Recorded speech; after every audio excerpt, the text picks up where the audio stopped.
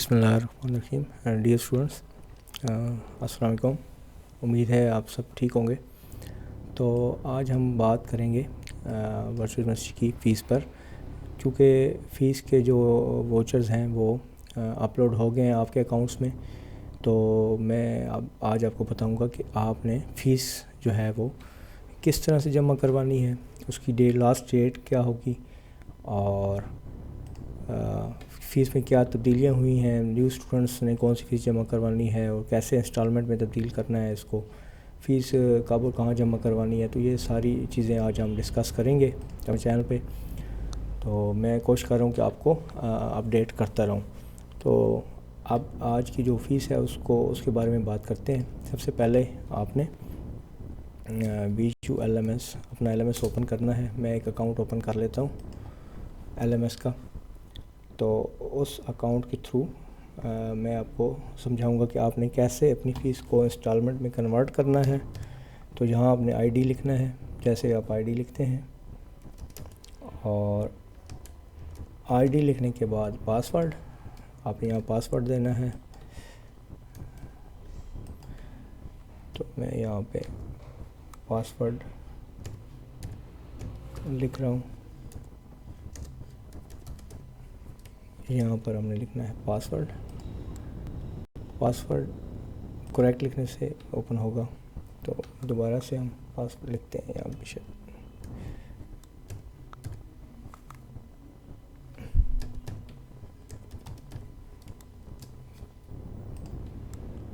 तो LMS आपने यहाँ पे ओपन करना है।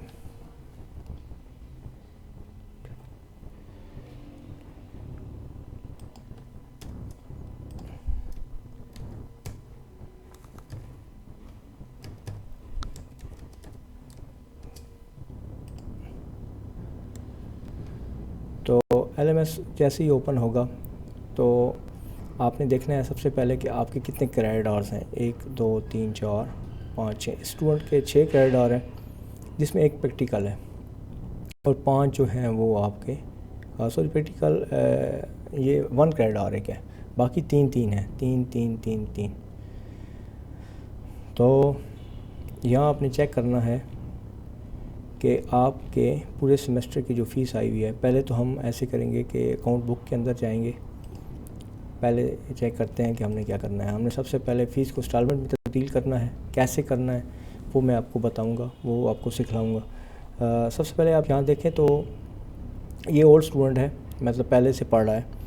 तो यहाँ पे 3 किस्म के स्टूडेंट्स हैं। एक वो स्टूडेंट है जो पहले से पढ़ रहा है, एक स्टूडेंट वो है जो न्यूली है जिसने अभी BS में एडमिशन लिया है, और एक वो है जो कोर्स जंक्शन में BS में एडमिशन लिया है। तो तीनों की फ़ीसेस जो हैं वो ज़ाहिर सी बात अलग होंगी। तो वैसे मंथली जो फ़ीस है सबकी एक जैसी है क्रेडिट आवर्स के मुताबिक। तो यहाँ पे आप देखें तो ये अभी अगर ये करवाना चाहें मुकम्मल फ़ीस पूरे सेमेस्टर की, तो वो एक ही चालान यहाँ से इसको प्रिंट आउट कर लें, इसको डाउनलोड कर लें, तो प्रिंट करके तो बैंक में जमा करवा दें। फिर मैं आपको बाद में बताऊंगा कि आपने कैसे ये फ़ीस जमा करवानी है। तो ये इनकी फ़ीस जो है 15,390 बन रही है। अब हम इसको इंस्टॉलमेंट में चेंज करेंगे तो कैसे इंस्टॉलमेंट में इसको चेंज कर सकते हैं आप। तो आप देख रहे हैं कि आपके पास 3 ऑप्शन आ रहे हैं। एक प्रिंट, जहाँ से आपने प्रिंट करना है अपना चालान। दूसरा पे, अगर आपने कोई ऑनलाइन पे करना है तो मैं बाद में बताऊँगा। उसके बाद आपके पास ये कोइंस सिक्के से नज़र आ रहे हैं, कोइंस बने हुए, इसको आप क्लिक करेंगे। यहाँ पे कोइंस को क्लिक करने के बाद मैं थोड़ा सा इसको लार्ज कर लेता हूँ कि आपको नज़र आ सके। तो यहाँ पे आपको वोचर नंबर नज़र आ रहा है। तो ये जो फ़ीस होगी, पहला जो चालान होगा आपका बनेगा, मतलब जो हम इंस्टॉलमेंट करेंगे, आप यूँ समझे कि यहाँ पे अगर हम 3 इंस्टॉलमेंट करते हैं तो आपकी 3 इंस्टॉलमेंट बनेंगी, और पहला जो आपका चालान होगा इसमें आपकी अक्टूबर से मार्च तक टोटल जो चालान होंगे वो अक्टूबर से मार्च तक होंगे, ठीक है। तो अक्टूबर से लेकर अक्टूबर, नवंबर, दिसंबर, जनवरी, फरवरी, मार्च, ये टोटल आपके चालान हैं, 6 होते हैं, जिसमें से एक चालान पहले से पे होता है, मतलब 1 महीने की फ़ीस आपकी पहले पे होती है एडमिशन फ़ीस के अंदर। तो अब मैंने 3 पे क्लिक किया तो मेरे कितने चालान बन गया, 1 2 3। देखें ये 3, पहला चालान इसलिए ज़्यादा है क्योंकि इसमें 1100 रुपये फ़ीस एक शामिल है, और बाकी जो है वो आपकी 2 मंथ की। अगर आपको मैं यहाँ समझा सकूँ, 5 इंस्टॉलमेंट अगर आप करते हो 5 तो 5 में आप देखें तो 5 आपकी 5 इंस्टॉलमेंट बनी है। पहली जो फ़ीस है प्लस आपका 2 महीनों की फ़ीस अक्टूबर और नवंबर, और प्लस आपका 1100 रुपये हो गया। तो इसको हम यूँ भी समझ सकते हैं, अगर हम यहाँ पे आएँ, आपके होम पे आते हैं, तो होम पे हम देखते हैं कि आपके सब्जेक्ट कितने हैं। यहाँ पे आपके ये थोड़ा सा यहाँ पे होम पे आके पहले चेक करते हैं और कैलकुलेटर ऑन करते हैं। कैलकुलेटर ले लेते हैं यहाँ से।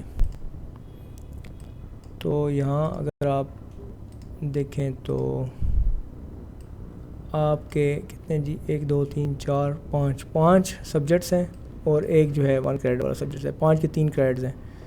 तो यहाँ 2550 आपकी जो ओल्ड फीस है जो चल रही थी पहले, इसको मल्टीप्लाई करते हैं 5 से, तो ये आपकी बन गई 12,750।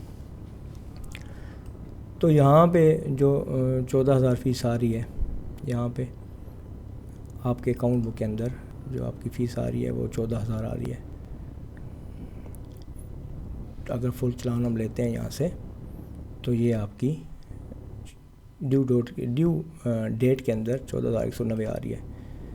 तो जो डिफ़र है वो फ़ीस आपकी मतलब बड़ी है ओवरऑल सेमेस्टर की। इसको अगर माइनस करते हैं हम 14,190 को 190 को, तो ये आपका डिफ़र जो है 1440। इट मीन कि आपका 1,440 जो फ़ीस है ये 6 माह का डिफ़र बना है। जो फ़ीस आपकी बड़ी है क्रेडिट आवर्स के ऊपर, मेरे ख्याल में जो मुझे कैलकुलेट हुआ है वो आपके एक क्रेडिट की जो फ़ीस बनती है ऑलमोस्ट 80 to 85%, 80 to 85 फ़ीस बनती है एक क्रेडिट की। उस हिसाब से अगर अंदाज़ा लगाया जाए तो आपका महीने का समझ लें कि 250 रुपये बढ़ गया है। ठीक है, तो 6 माह की फ़ीस आपकी बनती है फिर 1440 रुपये, जो 1,440 जो बड़ी है। ठीक है, तो इसलिए टोटल इनका जो है वो बन रहा है 12,700 बना था, अब इनका चलान बन रहा है 14,190 रुपये का। ठीक है, तो यहाँ उम्मीद है आपको ये थोड़ी फ़ीस क्लियर होगी। हाँ, अगर आपका ये तो ओल्ड स्टूडेंट है, अगर यहाँ पे होता कोई न्यू स्टूडेंट जिसका अभी एडमिशन हुआ है, ठीक है, इन्होंने तो फुल फ़ीस जमा करवानी है। और जो अगर न्यू स्टूडेंट है जिनका अभी एडमिशन हुआ है, तो उनका हम फ़ीस कैसे चेक करते हैं वो उसका मैं आपको तरीका बताता हूँ। उसके लिए आपको जब अकाउंट बुक में जाएंगे तो यहाँ पे मैं कैलकुलेट करता हूँ उसकी फ़ीस। यहाँ पे कैलकुलेटर ओपन कर लिया और मैंने होम पे चला गया। होम पे इनके आप टोटल अगर 5 सब्जेक्ट्स हैं, सपोज इनके 5 सब्जेक्ट्स हैं और ई लर्निंग एक क्रेडिट पे है। ये अगर हम 5 सब्जेक्ट्स को लें तो 5 सब्जेक्ट्स जो न्यू स्टूडेंट है वो इसको यूँ, अगर ये फ़ीस है सपोज़, चूँकि अगर 250 बड़ी है तो इट मीन की फ़ीस ये होनी चाहिए, ये। ठीक है, तो इसको मल्टीप्लाई करते हैं, अगर बढ़ के फ़ीस जो हुई है इसको मल्टीप्लाई करते हैं हम 4 से, एक सब्जेक्ट छोड़ के, तो ये जो फ़ीस आपकी बनेगी वो न्यू स्टूडेंट्स की इस तरह से बनेगी। क्योंकि जो एक सब्जेक्ट आपने लेस करना है उसकी वजह यह है कि आपने चूँकि ऑलरेडी एक फ़ीस जमा करवाई हुई है एडमिशन के दौरान, एडमिशन के साथ।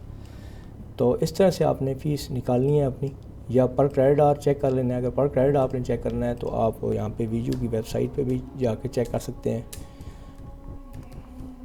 ठीक है, तो आपने वीजू की वेबसाइट पे जाना है, यहाँ फ़ी कैलकुलेटर भी अवेलेबल है, इसको भी आपने चेक कर लेना है, या फ़ी स्ट्रक्चर भी चेक कर लेना है। तो यहाँ पे आप जो चेक करने वाली चीज़ है वो मैं आपको लोकल फ़ीस स्ट्रक्चर बताता हूँ।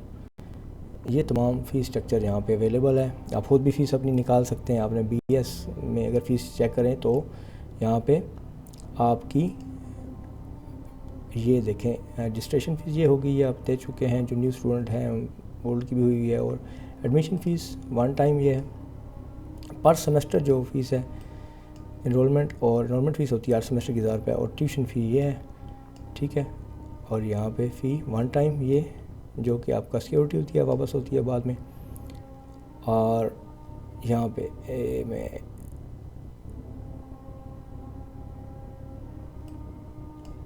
ये वो फ़ीसेस हैं जो आपने यहाँ से अपनी चेक कर लेनी है। और अब आगे बात समझने वाली पर क्रेडिट आवर। तो यहाँ यूनिवर्सिटी ने पर क्रेडिट के हिसाब से भी फ़ीस शो की हुई है कि आपने एक क्रेडिट में कितनी फ़ीस जमा करवानी है, तो उसकी भी फ़ीस आपको यहाँ पे नज़र आ रही होगी। तो ये पूरा शेड्यूल आप यहाँ से चेक कर सकते हैं इस लिंक से। और इसके बाद मैं दोबारा अब बताऊंगा कि आपने इंस्टॉलमेंट कैसे करना है फ़ीस को। यहाँ अकाउंट बुक में जाते हैं और यहाँ पे फ़ीस को इंस्टॉलमेंट में चेंज करते हैं। तो यहाँ पे आपने इन सिक्कों या कोइंस पे क्लिक करना है। इस पे क्लिक करने के बाद आपके पास ये ऑप्शन आ जाएंगे 3 के 5 के। तो मैं 5 में जो है फ़ी कन्वर्ट करने लगा हूँ। तो इस 5 पे कन्वर्ट करने के बाद मेरे पास देखें पहला जो चालान है वो 17 नवंबर, दूसरा चालान जो है आ जाएगा 11 दिसंबर। और जिसने इकट्ठी फ़ीस करवानी है वो कन्वर्ट ना करे, वो एक ही चालान निकाल लें, वो 25 माह की फ़ीस इकट्ठी करवा दे।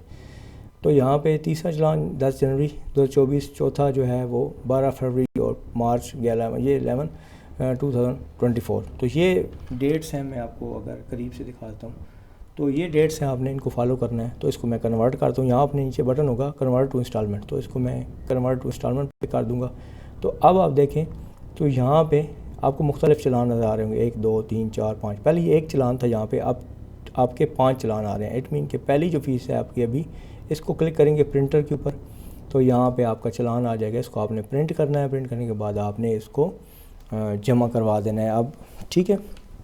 तो ये आपकी पहली फ़ीस जो है, पहली फ़ीस थोड़ी ज़्यादा है क्योंकि सेमेस्टर इनरोलमेंट फ़ीस इसमें 1000 शामिल है और 100 रुपये आपके फ़ी चालान चार्जेस होते हैं एक दफ़ा। ये 1100 आपने करवानी होती है हर सेमेस्टर के स्टार्ट में। ये चूँकि और स्टूडेंट है, ठीक है, तो इनका ये आ रहा है।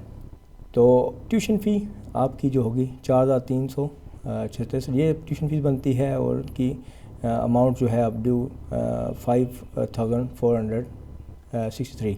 तो अब हम देखते हैं कि ये पहले महीने की फ़ीस, ये इसकी लास्ट डेट जो है वो 17 नवंबर है। अब हम दूसरी फ़ीस चेक करते हैं, ये 17 नवंबर है। अब हम दूसरी फ़ीस चेक करते हैं। फ़ीस तकरीबन हर महीने की 11-12 को ही होती है, 10-11-12 को होती है, 3 डेट्स होती हैं। अब नेक्स्ट फ़ीस चेक करते हैं। अब यहाँ देखें ये जो आप देख रहे होंगे कि बाकी जो फ़ीस है आपकी, इनकी आ रही है 2382 रुपये, ठीक है, मतलब 2382 ये जो फ़ीस इनकी आ रही है। तो इसका मतलब ये है कि ये फ़ीस कम है। तो ये चूँकि इंस्टॉलमेंट में कन्वर्ट हो चुकी है।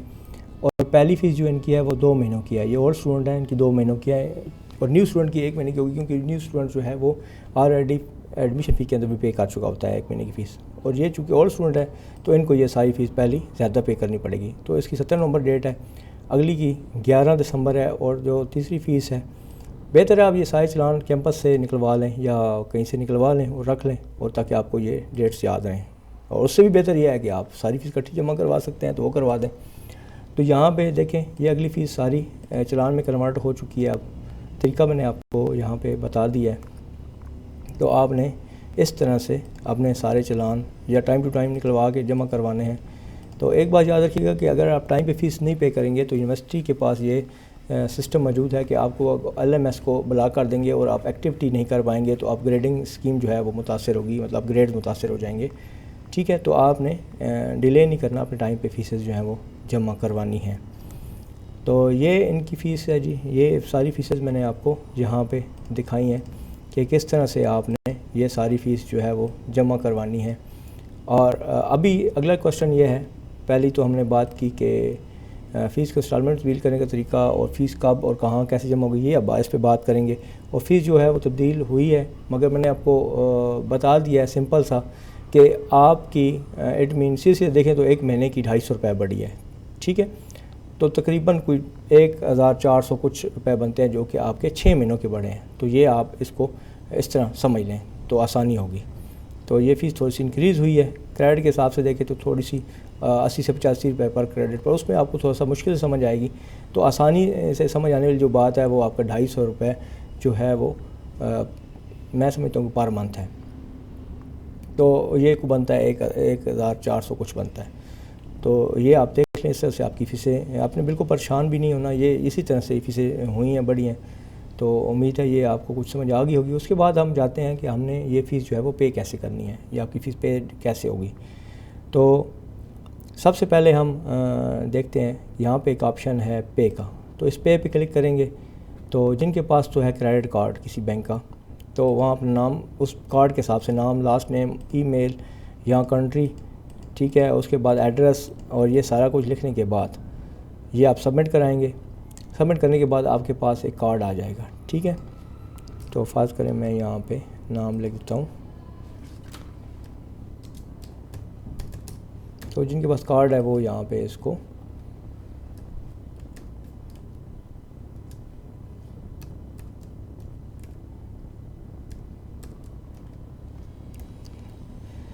तो उनको मैं यहाँ पे पहला फॉर्म ने ये फिल करना है।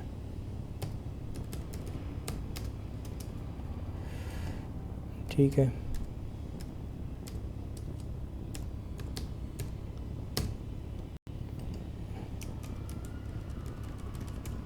तो ये फ़ोन नंबर करके ये आपने इंफॉर्मेशन सबमिट करनी है और कंफर्म करना है। कंफर्म करने के बाद आपने ये फ़ीस, ये जो पेमेंट की कंफर्मेशन है, ये जिनके पास कार्ड वगैरह हैं उनको समझ है इसकी कि वो कैसे इसको यूज़ करते हैं और कैसे पे करते हैं।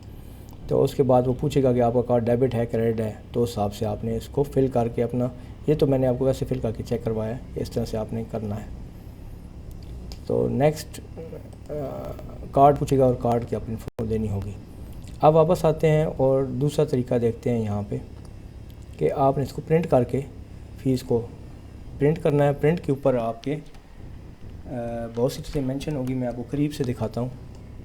तो यहाँ आप देखें, इसमें सबसे पहले 3 चीज़ें हैं, चालान, ID, student ID, PVC code. तो आपने नीचे जो ये जितने लिखे हुए हैं ना अकाउंट्स, इनमें कभी भी फ़ीस जमा नहीं करवानी। आपने खुद से कभी भी फ़ीस जमा अपने अकाउंट से किसी मोबाइल से नहीं करवानी। हाँ, इसमें यह है कि चालान, इस चालान से ये जो लिखा हुआ है 1775773, इस चालान के थ्रू आपने इजी पैसा से फ़ीस जमा करवा सकते हैं, या आप ये चालान डाउनलोड करके किसी बैंक में ले जाएं। ये जो बैंक्स के नाम लिखे हुए हैं, HBL में ज़्यादातर जमा होती है, किन शहरों में HBL में होती है, और कुछ बड़े शहरों में सारे बैंकों में हो जाती है। तो जहाँ पे ऑनलाइन सहूलत हो, आप वहाँ पे ये चालान ले जाएं और वहाँ ये फ़ीस जमा करवा दें, या किसी इजी पैसा शॉप पे भी जमा करवा सकते हैं। मगर जब शॉप वाले को फ़ीस जमा करवाएं तो उसे ये कहें, जब ये आईडी आप डालते हो तो मेरा ये नाम जो है ना नीचे जो शो हो रहा है, यही नाम, ये स्पेलिंग जब आप पे करने लगते हैं तो वहाँ आते हैं। और शॉप वाले को आपने कहना है कि आपका नंबर इंटर करें ताकि आपको बैग पे मैसेज आए जब पेड हो जाए। अक्सर ये होता है कि लोग फ़ीसें वहाँ दे आते हैं, चालान दे आते हैं, और वो शॉप वाले शाम को कहीं उसको फ़ीस जमा करते हैं या भूल जाते हैं, या उनके पास पैसे नहीं होते, तो आपको वो अपनी कोई स्टैंप लगा के दे देते हैं, ठीक है जी हो गया। उसमें ये नहीं करना आपने उनको अपना एक फ़ोन नंबर देना है। जब वो पेमेंट करते हैं, फ़ोन नंबर का ऑप्शन उनके पास होता है, वो फ़ोन डालेंगे और आपको बैग मैसेज आएगा कि आपकी फ़ीस जमा हो गई है, या आप अपने कैंपस से या अपने अकाउंट बुक से ज़रूर चेक करना है जब फ़ीस जमा हो जाए। तो ये बहुत मसाइल होते हैं, तो काइंडली आपने इस तरह से इसको फ़ीसों को जमा करवाना है। तो यहाँ पे आपको बिल्कुल कोई इसमें इशू नहीं होना चाहिए। यहाँ पे चालान आईडी दिया हुआ है यूनिवर्सिटी ने, इस चालान आईडी को अपने आप इजी पैसा के अकाउंट में भी डाल सकते हैं। तो मेरा एक वीडियो बनी हुई है इजी पैसा के, तो उस पर भी आप जो है ये करवा सकते हैं। एक वीडियो बनी हुई है मेरी तो इजी पैसा की, उस पर ट्रेनिंग सारी मौजूद है कि आप अपने अकाउंट से किस तरह से इजी पैसा से यूनिवर्सिटी की फ़ीस जमा करवा सकते हैं। तो उम्मीद है फ़ीस के हवाले से आपको सारी चीज़ें क्लियर हो गई होंगी। तो आपने सारी चीज़ें इनको फॉलो करना है, बहुत डिटेल से मैंने बताया है। डिटेल से बताने का मकसद ये है कि आपको कोई इशू फ़ी के हवाले से कोई इशू ना हो। तो अभी जो इसके बाद जितनी भी एक्टिविटीज़ आएंगी इंशाल्लाह मैं कोशिश करूँगा कि आपको वीडियोज़ बना के तो आपको अपडेट करता रहूँ। तो आप अपने जो कैरियर है, एजुकेशन कैरियर, उसको कंटिन्यू रखें और मेहनत करें। अब आपके टोटली कोई 31 से 32 दिन रह गए हैं, आप तैयारी करें, भरपूर तैयारी करें और मिड टर्म दें, अच्छे से मिड टर्म दें। दोबारा मुलाकात होगी। थैंक यू, अल्लाह हाफ़िज़।